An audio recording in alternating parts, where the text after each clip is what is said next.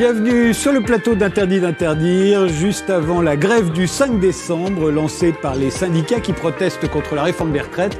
Nous avons décidé d'inviter Frédéric Lordon, économiste et philosophe. Est-ce que ça n'est pas la faillite aussi de l'opposition ? Autrefois, il y avait des partis de gauche dans l'opposition, quand c'était la droite qui était au pouvoir, et qui canalisaient les revendications, qui les exprimaient dans leur programme, et s'ils étaient élus, et ce qui est arrivé en 1980 ou en 1936, on tirait des lois. Il s'agirait de savoir ce qu'on appelle parti de gauche. Les partis de gauche pouvant aller au gouvernement. Non mais voilà, c'est ça tout le problème. Le problème, c'est que ce qu'on désigne habituellement par parti de gauche dans les médias, en général, ça recouvre quoi ?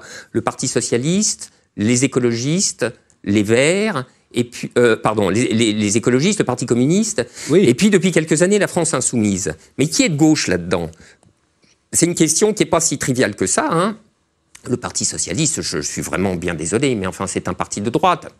Si vous voulez, c'est simplement l'effet d'une espèce de paresse intellectuelle, d'inertie nominale et de préférence pour la continuité qui a conduit à continuer de qualifier le Parti socialiste de parti de gauche, alors qu'il n'en a plus aucun des caractères. C'est bien pour ça, d'ailleurs, qu'il a été réduit en lambeaux.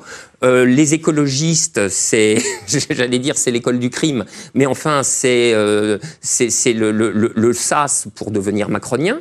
Bon, je sais qu'il y a une aile gauche un peu plus digne chez les écolos, mais enfin, c'est pas eux qu'on entend le plus. Le Parti communiste, il est à la remorque électorale du Parti socialiste.